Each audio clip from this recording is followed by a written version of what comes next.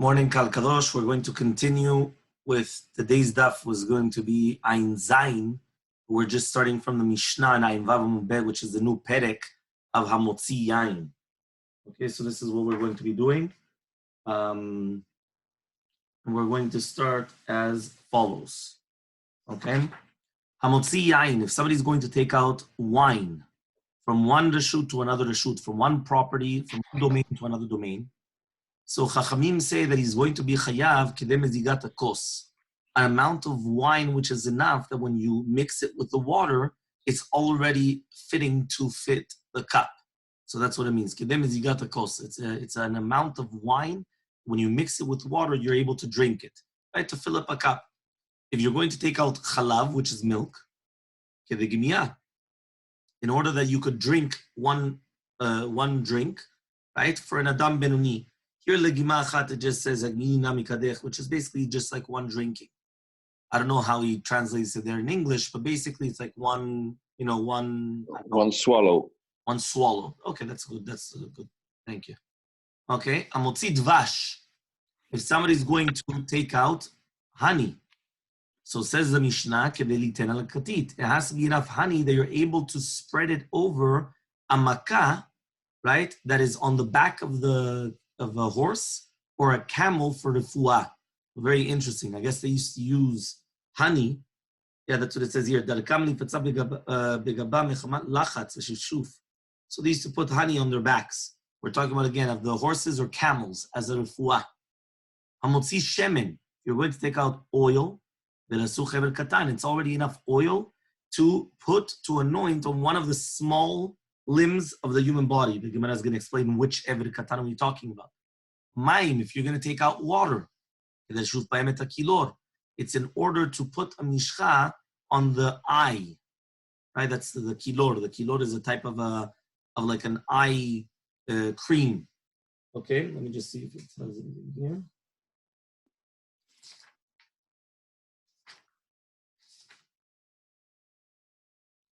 Okay, this is the shifat kilor, which we're going to see later on, but it's basically something going on the eye.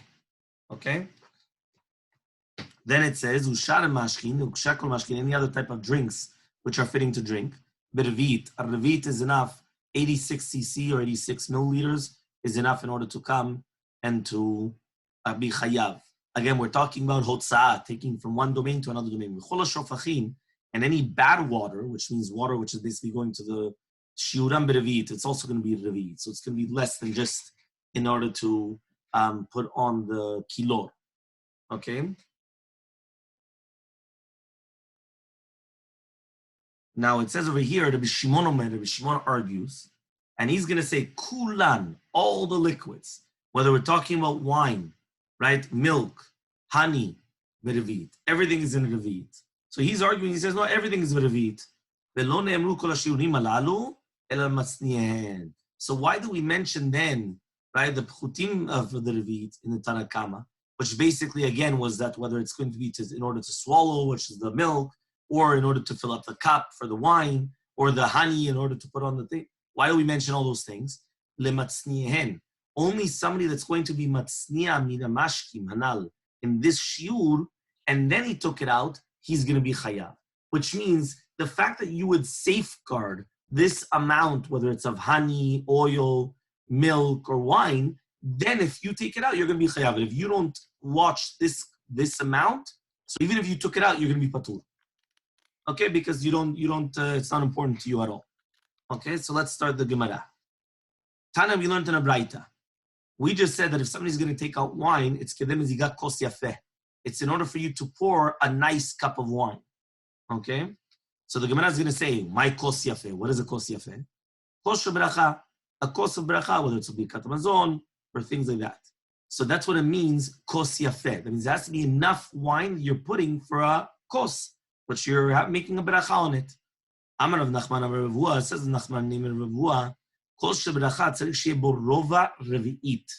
A kos of bracha needs that it should have a rova revi'it. Rova revi'it means a reva, a quarter of a revi'it alug. Okay? Kedeshim zagenu, in order that you're able to put 3 parts water. Okay? V'yamod al-revi'it, and then it's going to be a revi'it of the lug, yain mazug. Okay, so one more time. You need to have the cup of a bracha would have 1/4. Here it says it's 1/16 of a lug. Okay, of wine, of a true wine. Remember, the old wine was not diluted. In order that you should be mozeg 3 parts water. So therefore, now you're going to make a reva yain in 3/4 water. So you're going to take 1/4 wine, 3/4 water on top, as to dilute the wine. Yamod al-revi'it, and then it's going to become again a revi'it lug. Okay? Amar Rava says, Afaranami, so too we also learned it. Ayin Zayin Amud Aleph. Tanina, we learned it in our Mishnah. Hamotzi yain, if you're going to take out wine, kedem ezigat kos has to be taking out a kos, right? In order that you should fill up a kos. Tanila, we learned kedem ezigat kos efe. But Tani Seifa, we learned also the Seifa. Ushar kol hamashkin b'revi'it. Any other type of a liquid to drink is going to be a revi'it. Okay, so it comes out, if you're going to take out less than a revi'it, you're going to be patur. So therefore, in the Reisha, we're talking about that the shiur of the Utzah has to be the rova revi'it, right? That you're going to have 3 parts water and 1 part wine. The Rava letame, and Rava, right, is going according to his reasoning. Because remember, this is Amar Rava Afanamanturina. So he says, Rava says this is also according to his reasoning. Why? The Amar Rava Rava says, Kol chamra delodari adchat tlat maya. Any type of wine that you don't put 3 parts water, meaning 3-to-1 is the proportion, lav chamrahu, it's not considered wine, right? Which means that it's too strong. So just to show you how strong their wine was, if you didn't dilute it 3 times water to wine, it wasn't wine. It was too strong. You weren't able to drink it properly. So therefore, that's what just showing you. So Abaye is going to argue on him, and he says, 1 second. I've got 2 questions on what Rava just learned from the Mishnah. One of them, because we learned in the Mishnah Nida, that when it's going to be 2 parts wine, water, and 1 part wine, that is the yain of shironi, right? Which is, so you see from here that which is actually going to be a good type of wine. And there it's 2-to-1. So you see from here that you don't need 3-to-1. 3-to-1 is a big, you understand, you're diluting it a lot. Even 2-to-1 is going to be a good type of wine. There it had to do with, the color and then, the colors, by the women, things like that. The Odin, furthermore, second question, Maim bakad umitztarfin. It says that if somebody's going to take out a rova revi'it yain chai, he's going to be chayav. Because when you put the water, it's going to go on a revi'it. So the question is, can you have water in a barrel, right, to be mitztaref to the yain of revi'it? Which means, how are you going to say that the shiur of yain of revi'it is like other drinks, ela that it's enough, a rova revi'it, in order to put it? It says, it's still not mazug at the yain mayim, so therefore you're not taking it out. So before, you're not taking out a revi'it, which means if you're taking out enough wine, but the wine was still not, there was no water in the wine, so you're not taking out the wine which is proper. So if the wine is still not proper, so then what's the problem, right? It's not the wine which is proper for drinking. So Amale Rava comes and he says, Had kamarta, that which you just said, Shnechel kemaim vechad yain min yain shironi, Shnechel kemaim vechad, that which you just said, that it's 2-to-1 proportion, and that's the wine of the shironi. He says as follows. He says, Yain shironi lechud de rafe. Says yain shironi is very special because it's weak wine, which means that since it's so weak, even if you have to put 2-to-1 in proportion, 2 parts water and 1 part wine, it's still going to be okay. But regular wine, you do need, the majority of wine, you do need 3-to-1. Inami, or if you want, you could say another thing, hata mishum chazuta. There, it's because of the color, the texture of the wine, in order to see that color, if it comes from a woman, is it tameh or not, right? From nida. But he says, tama. But in order for it to taste, he says, there, by its faith, you need more water. Meaning for the color of dilution, even 2-to-1 is enough to make it the color of reddish that we're talking about that is already going to be tameh. But to do with taste that you're going to drink, then you need 3-to-1. It's not enough 2-to-1. So that's how we answer up Abaye. Udka Amarta, right? Now that was to answer up the first question of Abaye. that he said, 1 second, it's 2-1, right? So the first answer was Shidoni is much weaker, so therefore it's 2-1, but usually you need 3-1. Or that 2-1 is for color, but for like texture, but for drinking, it's 3-1. On the second question that you asked, right? It says with the kamarta, mayim bekad mitzafim, a water in a jug, it's going to be mitzaref. How could it be? Right? When you take out this wine, which is not fitting yet, well, you're going to add the water, which is in the kad. The wine here that you're taking out is not fitting to drink. So he says, linyan Shabbat, needed the chashiv bain. He says, to do a Shabbat, he says, only something which is chashuv we need in order for you to do tzad, you're going to be chayav. And this too, right, which is basically, again, a rova ravit of yain chai, is shiur chashuv, because it's fitting to be mosif on water, and therefore, you're going to be chayav. Okay? Tana, we learned in a Braita. If you took out yain yavesh, if you took out dry wine, right, which means that it became so dry, it congealed. It became like a dry, bekazait. So then it's like a solid, and therefore, it's like a kazait. These are the words of Rabbi Natan, which is like the majority of things anyway. By dried foods, we usually go by kazait. By liquids, we go by ravit. Okay, there's a big difference. Kazait is 28 grams, 28, 28.8, right? Some people say 27, some say 29, whatever, right? But liquids are 86 milliliters. It's completely different, right? That's why there's a big difference in bracha charona also by ice cream. Is ice cream considered a solid or liquid? If you say it's a solid, so you eat 28 grams and you have 4 minutes, right? 4 minutes, 6 minutes, right? So then it's very easy to make a bracha charona. But if you're going to tell me that it's a liquid, so then you have to have 86 milliliters in one shot, which is impossible. So you never make a bracha charona on ice cream. Okay? So it's very, very important to know what's a solid, what's a liquid. So says the Gemara as follows. Amar Rav Yosef says of Yosef. Rabbi Natan, Rabbi Yosef, Rabbi Yehuda, amru dvar echad. Rabbi Natan and Rabbi Yosef, Rabbi Yehuda, both hold the same thing. That to do with a liquid, it's going to be that a liquid that became congealed, we're going to go on a kazait. Rabbi Natan, what we just said, hadamram, what we just said right now. Rabbi Yosef, Rabbi Yehuda, the Tanya Rabbi, we learned in a Braita, Rabbi Yehuda Omer, Shishat Varim, there are going to be 6 halachot, which are mikule bet Shammai, u'michumre bet Hillel, that are leniencies of bet Shammai and stringencies of bet Hillel, which means usually, right, everyone knows this, who's more stringent, bet Hillel or bet Shammai? Bet Shammai. Bet Shammai. Everyone is going to tell you bet Shammai. We all know that. So he says over here, though, there's going to be 6 leniencies of bet Shammai and stringencies of bet Hillel. So it says number 1, dam nevela, blood of a carcass of a animal. Okay, Bet Shammai metaharim. Bet Shammai says that it's tahor from being metametuma, right? Because only bisara is metametuma, but not the blood, which means that the meat, the flesh, is metameh, right? It gives the tuma, but the blood of a carcass of an animal that was not basically done shechita to it, it's not, right? It's not part of the basar. Okay? Bet Hillel metamin, Bet Hillel says it can be metameh, of tuma.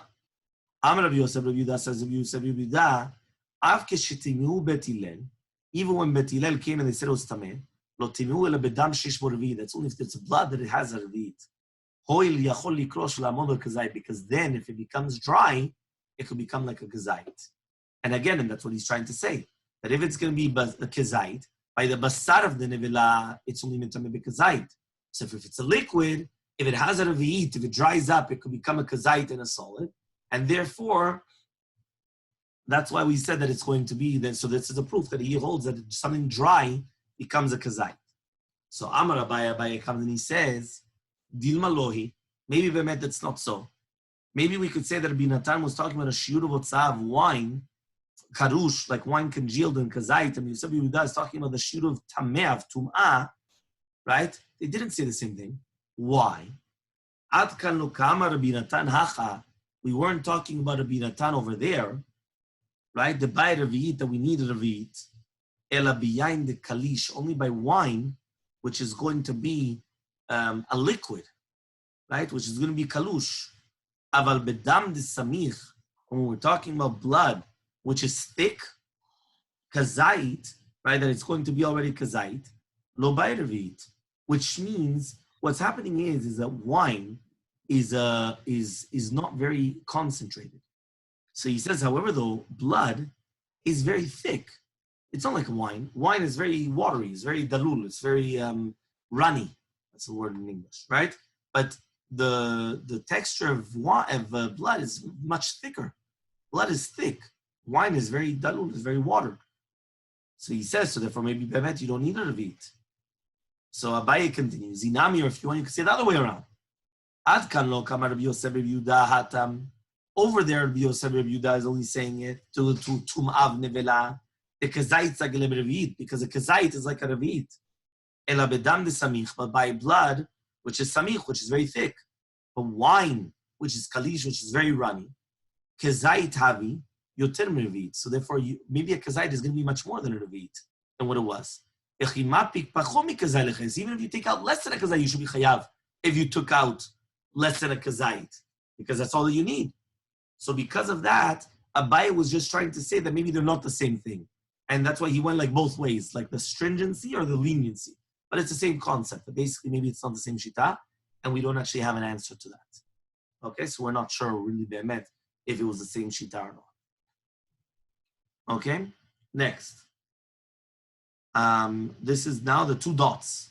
The two dots say chalav kedei gemiyah. We're talking about if you're going to take out chalav, it's enough to do kedei gemiyah. Okay? So chalav was enough to swallow.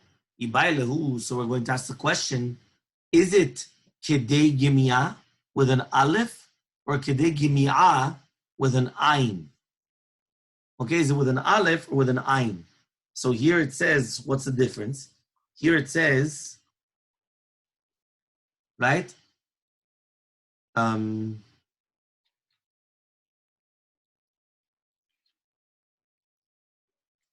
It says, Amram Nachman bar Yitzchak, says of Nachman Yitzchak, since it says by Eliezer Eved Avraham that he told Rivka, Hagmiini na me'atmayim mitkadech, and we're talking about an aleph over there, Hagmiini. So therefore we have the girsa of kedei gemiyah with an aleph.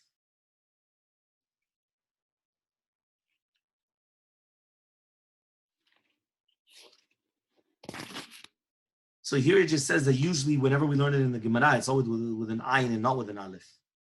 Yerushalmi has both. The Ramban and the Pirushon the Torah says, Shragil be'aleph, she'aleph al.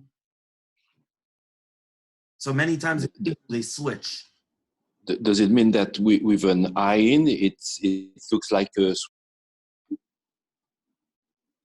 No, here it's the same thing. Does it say over there, is there a difference? Because meaning, obviously there's a difference in how you spell, meaning spelling, but is there a difference in halakha?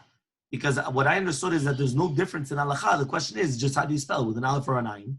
Because many times it's interchangeable and you see that. And then he just says, no, that look in the Torah told you with an aleph, so it's an aleph.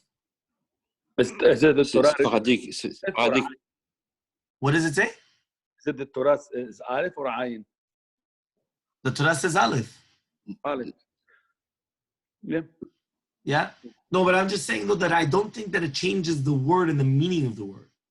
No, it's good because Gemi'ah, Hagmi'ain, and Ayin is for animal, for camels.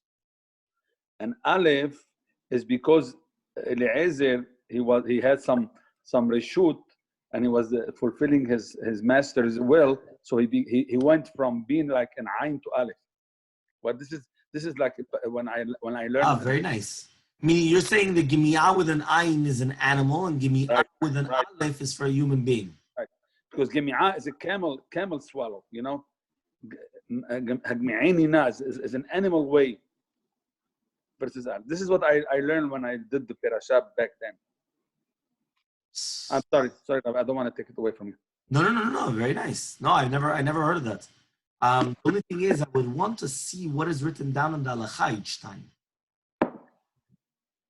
Unless you could say it's a mistake over there also as well. Because I do remember Kedei Gemiyah is brought down, I think it's in Bishul Goy. And it's also brought down in Shabbat.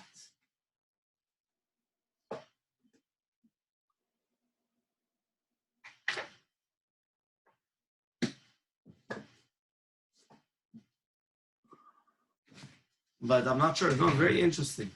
It's like, but again, you're saying that the difference is actually between animal and human being. Right. Let's see if I can find it quickly.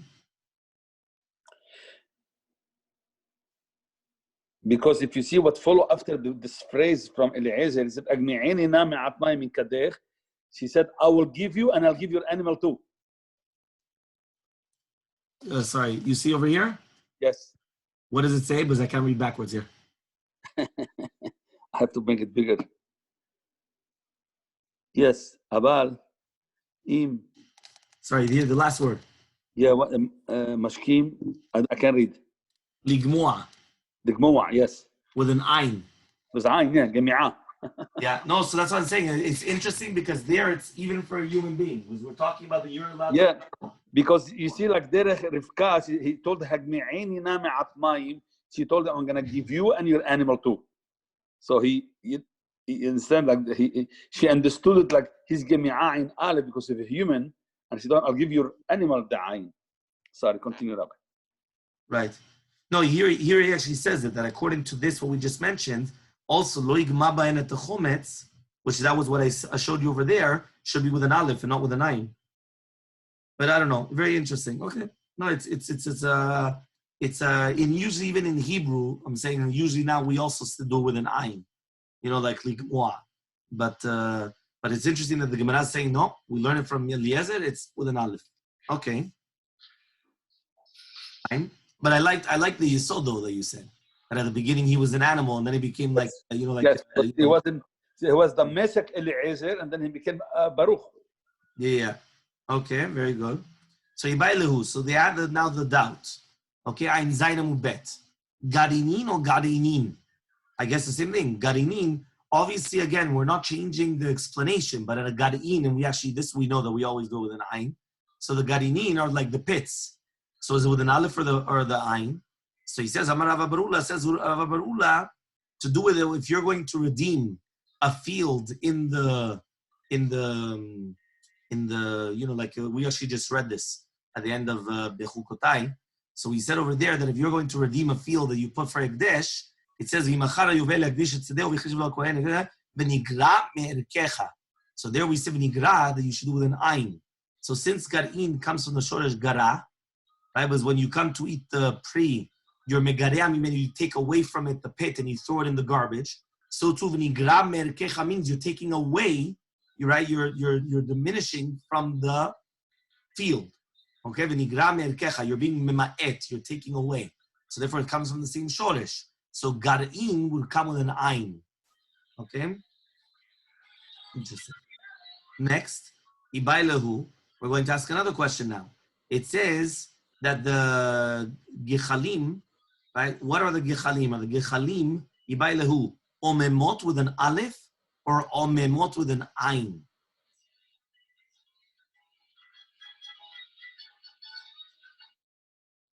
Okay, what does this mean exactly? So he says over here, omemot is like kehot, it's like darkened. Okay, which means it's darkened because of the fire. So the Gemara says, it says in a pasuk, Arazim lo amamu began Elokim. So even Arzeh gan Elokim, right? It didn't change the picture. So therefore, what happens is that it says amamu with an ayin. So it's with an ayin.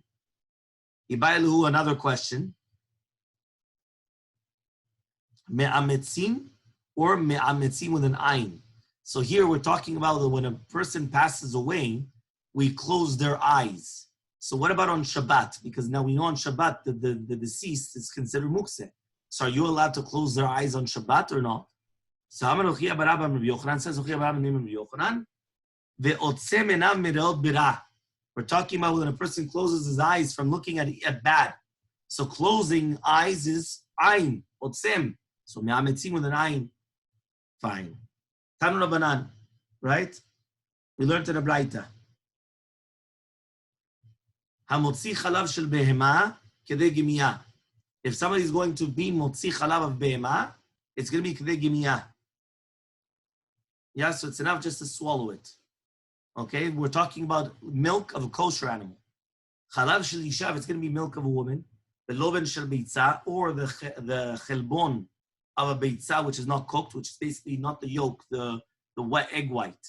Okay, kedeliten b'mishifa shel kilor. It's enough in order to put it as a trufa, that you put it at the kilor on the eyes. Remember that you're putting it on the eye. Okay, if you take out the kilor, it's enough kedel lashuf mamayim, to put it on the two eyes. So you have to be able to put it in water and then put it in both eyes.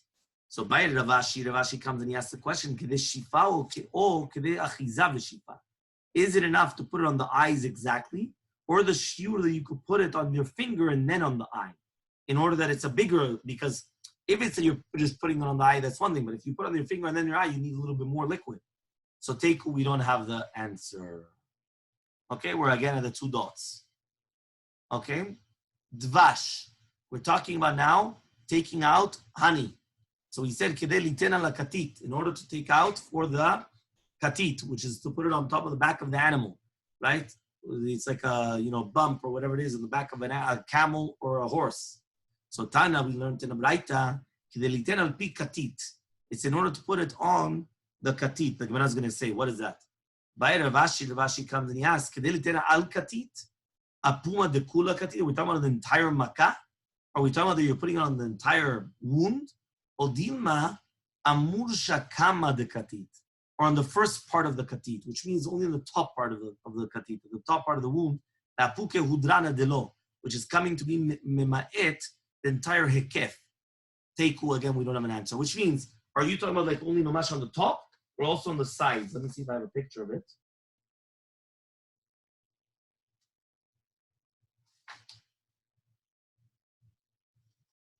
No, we don't have a picture. Okay.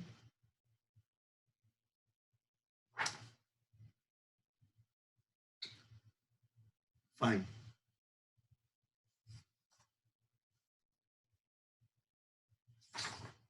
Next.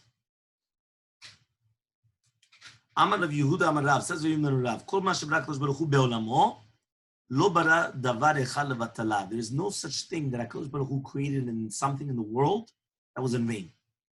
Every single thing has a purpose. Everything has a purpose.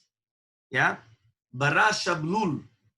If a person came and he created a shablul, right? Lekatit. So they come and they put the shablul, they crush it, and they make it for the katit, and it becomes healed. How does it translate the shablul, no?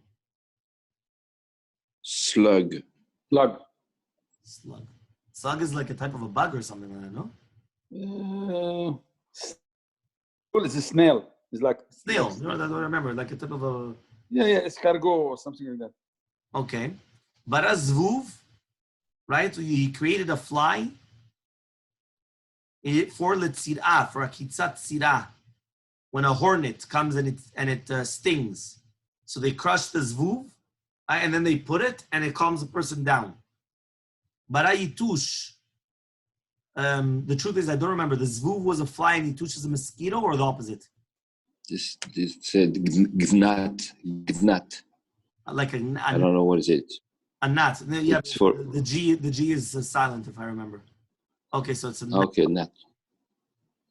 So he says it's l'nachash. If a snake bites, that's what you use. L'nachash. Yes. The snake is for the shchin. It's like a type of a sapach, like boils. Samamit, which is the nakavish, is like a spider. L'akrav, for the akrav. Right? That means if an akrav, which is a scorpion, comes and bites, so you crush the thing and then you make out of it a cure. Okay? So basically what we're trying to understand is that everything that HaKadosh Baruch Hu did was for a purpose, for a healing purpose, for a purpose. So ask the Gemara, how do you do this refuah? Ukma. So here we're talking about the nachash for shchin, right? The snake for a shchin. So you take a black one, and then you take a white one, right? Which is basically one like a blackish snake and then like a whitish snake. The shalkilehu, you cook them together. The shaifile. And then you come and you put it on the boils, and that's going to cure the person. Okay, Tanu Rabbanan, we learned in a Braita. Chamisha emot hen. There's 5 types of fears. emat chalash al hagibor. Sorry, chamisha emot hen emat chalash al hagibor, where you have the weak onto the gibor. Emat mafkia al ari, which means that when this mafkia starts screaming, Ben Yehoyada bring down that all those five is the Galuyot, Nebuchadnezzar, and then it bring Ahasuerus, and then the Yavan, and then Edom, and then Ishmael. wow, very nice. So that means it comes out that the last one is the Ishmael then. Sheretz Yam Katan al Livyatan. Yeah, last one is Ishmael. Aryeh is the lion is Nebuchadnezzar. Right. That was, yeah. Okay, let's see what it says. So he says here that basically when you have the mafgia al-ari, which means when the mafgia starts screaming, it appears to the ari that the chayat torefet is very big. So the ari starts running, right? Which is very incredible. Which means that if a lion starts coming, remember to scream.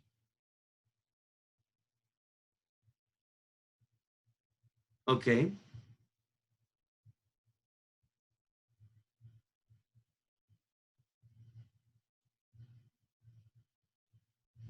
Then it says, number 2, ayetu shalapil. Right, but basically what happens is that the yitush goes into the nose of the peel of the elephant and it starts driving him crazy. And he can't do anything. Yeah, he can't do anything. So it drives him crazy. Right, now obviously the peel is huge. Right, an elephant is huge. What's the fly? Nothing, it's a small little tiny thing. But he can't do anything about it. So again, that's why. The weak on the strong. So here also it says the Titus, right, with the Roman general that went into his nose until he died. Yes. Oh yeah, he had the zebub. Yeah, the zebub in his thing. Okay.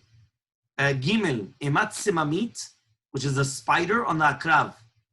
It says here it goes inside of the ear of the scorpion, and the scorpion can't stop anything. Emat snunit, which is a small type of a bird, and very quick on the neshed. Interesting. It says here that it goes underneath the eagle. It's amazing. Yeah, and it stops it from opening up its wings. It says David v'Goliath. Yeah. Then it says emat kilbit. Kilbit is also this small type of a sheretz yam katan, but it doesn't say the actual English word for it. Al Livyatan on the Livyatan also. Because again, the same thing. The Livyatan cannot save itself from it. So Amar Rav Yehuda Marav, it says Rav Yehuda Marav, right? Mikra, what's the pasuk? Hamavlig shod al az, right? When you're going to start coming, that the magbid the chalash al agibor, that all of a sudden the weakling will become stronger than the one that's mighty. Okay? So now we're going to go into the natures of certain animals. Rabbi Zera ashkach Rabbi Yehuda. Rabbi Zera once found Rabbi Yehuda. That he was at the entrance of his father-in-law's house. So he saw that Rabbi Yehuda was very, lightheaded. He was very besimcha. So, if he's going to ask him anything in the world, he's going to answer him. So, Rabbi Zera, he realizes that now's the time. Shata kosher. I have the time that I can ask whatever I want. So what did he do? He starts asking about the nature of animals. Amarle, he comes and he says, what's the reasoning why the izim are always at the beginning of the head of their herd? Which means, why is it that the goats are always at the head of their herd? And then the kvasim, the sheep, come afterwards. So why is it first the goats and then the sheep? So he says, just like the creation of the world. At the beginning, it was darkness, and then afterwards there was or. So too, usually the izim are always dark, and the sheep are always white, like lighter color. That's why we don't bring to the Mizbeach izim. Azazel hamidbara. Right. Because they have no light. They have no light. No, but there was a seed. The seed was brought to Hashem and also for the Azazel. Yeah, but you don't make to the Mizbeach. Nobody bring azim. You're saying like a normal human being. You're saying not yes. Not the Kohen Gadol. Yes. Right. Well, didn't we also see that the Sayyid was also for Avodah Zarah, personal Avodah Zarah? Yes. That's what I remember also. Okay. Yeah. Fine. So then it says, So says the Gemara, another question, why is it that the kivasim, the tail covers it, but by the izim, that they don't have a tail, meaning goats do not have a tail, so the back part is revealed. Meaning, why is it that sheep, the back part is covered? They have a tail, so it covers it up. But by the goats, it's all revealed. So the answer to Rabbi Yehuda, Hani de Bekasyan minayhu, the kivasim, right, that we cover ourselves with kivasim because we use the wool for clothing. So mekasyan, so they are also covered. But the izim, which we don't use the goats in order to cover ourselves, so therefore we don't take their tzemen for the cover ourselves, so therefore they're also revealed. I mean, since we cover ourselves with it, Hashem covered them as well. But if we don't cover ourselves with it, so Hashem doesn't cover them. Okay, third question. Why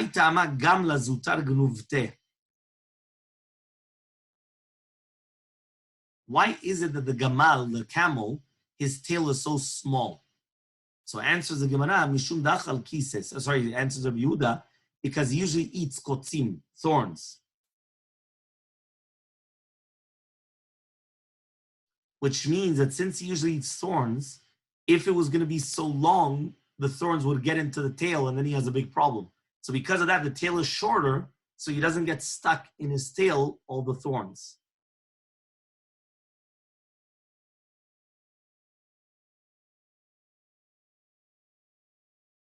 I hear it says in the western places there's a lot of kotzim that there's fitting for machal be'ema, so that's why the animals actually eat it.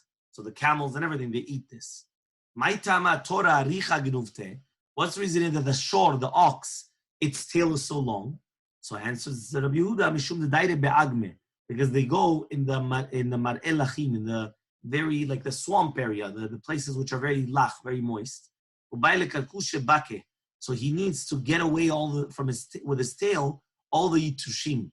So here he uses his tail to get rid of all the flies.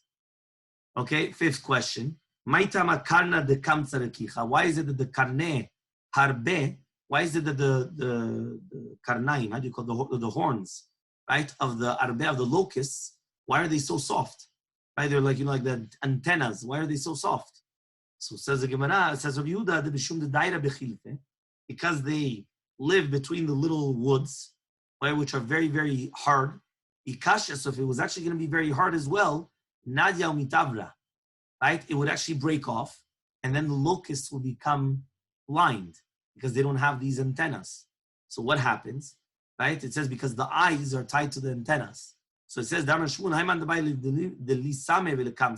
if you want to blind the locust, the shofinu the karne, take off its horns. So those two things on the top of the locust, that's where his eyes are. So you cut that off, you cut off his eyes. So if they're going to be hard, since he lives amongst places which are hard, what's going to happen is that he'll become blind very easily. He bumps into things which are hard, gamarno, boom, he becomes blind. It cuts off his horns. But it's very soft, so it's gamish, it's very flexible. So then nothing will happen to him. Sixth question. What's the reasoning why when the tarnegol closes his eyes, right, the bottom one goes to the top one? Not like other ones, which the top one goes to the bottom one. I never thought about that. Yeah, it's true. When we close our eyes, the top goes to the bottom, right? The top goes to the bottom. But with this animal, the tarnegol, the bottom comes to the top. What's the reasoning? So answers of Yehuda, the daidi adape.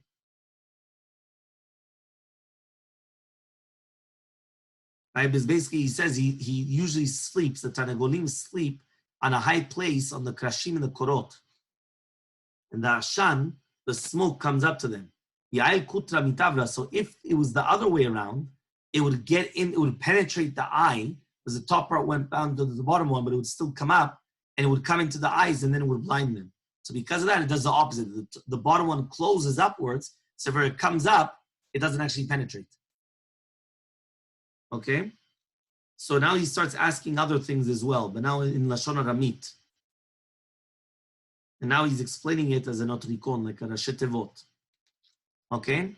So Rabbi Zera comes and he asks, why is a door in Aramit called a dasha? So he says, derech sham. Dasha is derech sham, right? You pass through a door. So that's why it's called dasha. Rabbi Zira continues, why is a sulam called a darga? Why is a step called a darga? Right, like what we spoke about, if you remember once, darga tavi. So it says, derech gag. Derech gag is the way you go to the roof. You need a stairs, right? Or a ladder. So you go to the roof. Matkolta, what is matkolta? It's like a rotev, it's like a dip. So why is it called matkolita? Matai tichle da. When is this rotev going to finish? Because basically, it usually dips, they last for a very long time. Beta, why is it called a house called a beta?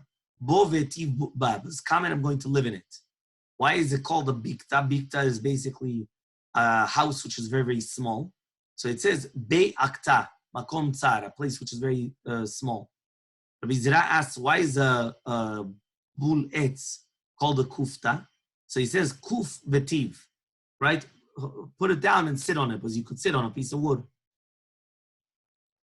Why are livanim called livne? Livanim are the bricks called livne. Livne bene. Livne banim. Because basically, a binyan a building stays for generations. So it stays for many children as well.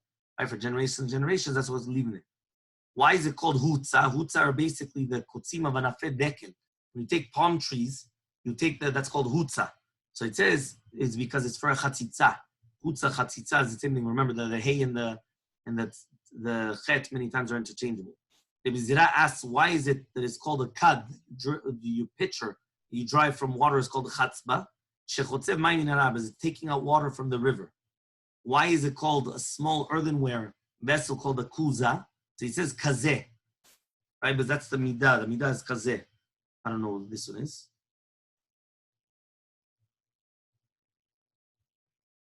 Because it's so small. That's why they're telling kazeh. Give me something small. Shutita. Why is the hadas? Right, the hadasim, the myrtles. Why are they called shutita? Because he says because somebody that dances with them, he shows Masechet Shtut. Which means in the olden days they used to dance with the myrtles, with the hadasim. Right? They used to do, dance in front of the Chatan and Kala. They used to use hadasim. So therefore he looks like foolish. That's what like shtut, like nonsense. Then he says, why is it that the gigit gdola, that they wash their hands and their feet, a big bucket or a big barrel, you wash your hands with the feet, it's called a mishchila. So he says, mashechula, it washes the entire, everyone washes them. Everyone washes with this bucket. Rabbi Zira asks, why is it that a small plate, a small bowl is called mashchilta, which is used for washing? Mashia chalata, because a kala or other important women wash with this bowl. Rabbi Zira asks, why is it that a meducha is called an asita? Meducha is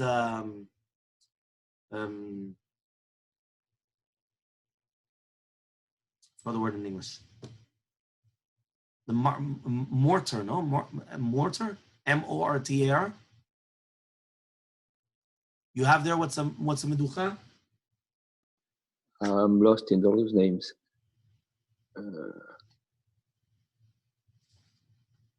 Lo busha. Not, it said lo busha, no? No, one before that. Let me check. Asita. What's the asita? What is the...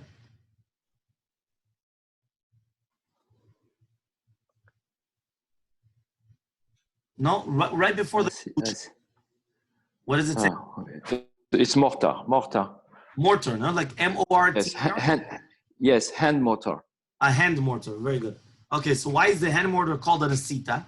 So it says chasirta because you're lacking them inside, right? Because when you bash with the mortar, you're taking out from the inside. Okay, buchna, what is buchna? So it says, bove akena, I'm going to come and I'm going to hit it down. Levusha, why is it that the top part of the clothing called levusha? Lo busha, because you're not embarrassed because you have clothing. Glima, why is a coat called a coat? Glima, shnasabo golem, because it's made like the golem, like right, lacking of a golem, lacking of a thing, because it basically doesn't show, right, the exact part of the bodies. Gulta, why is the min lelyon, the long coat, called a gulta? Galevativ, right, you're going to show, right, the bottom part of the body. Puria, right, why is a bed called a puria? Sheparim v'ravin alea, because you procreate, you multiply on the bed. That's what's called a puria. Bor zinka. Why is a bor called bor zinka? It means a bor that doesn't have any waters, it's called a bor zinka. But the bor zenaki. This bor is clean, it's empty, right? Which means that there's no water in it. Sudra. Why is it that the Talmidei Chachamim, they put on a sudar, which is like a handkerchief or like a scarf, right, on their heads? Why is it called sudra? Sod Hashem nireav. The secrets of Hashem is only to the people that fear Him. Apadna. Why is it that the traklin of a king is called an apadna? So a pitcha den, on this entrance. Okay? But that's why it's like a traklin. It's like a traklin for the kings. So for a pitcha den, in this petach, in this entrance, that's where they're going to do din. We learned in the Braita. There are three things that the more that they become older, the stronger they are. Usually the older you get, the weaker you become. Here you become stronger. What is it? A fish, a nachash, a snake, and a chazir, and a pig. Okay? Fine, the two dots. Yeah, the two dots says, Shemen kidei lasuch ever chatam. We're talking about oil enough to be mesech ever katan, a small limb. Amri divrei Rabbi Yanai taught, Shemen kidei lasuch ever katan shel katam anymore. We're talking about a small ever, a small limb of a child that's a 1 day old. So we're not talking about an adult. It's much bigger. Even of a child. So Maitri, we're going to ask a question. Shemen kidei lasuch ever katan ben yomo. My love, are we not talking about ever katan de gadol, a small ever of a gadol?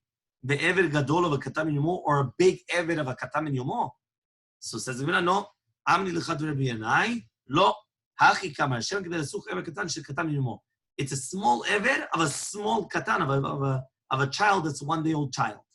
So says the Gemara, Lema Katanai, why don't we just say it's a machlok Katanaim? Shemen kedei lasuch ever katan ben yomo. These are the words of Rishmum and Elazar. So that's what we just mentioned now.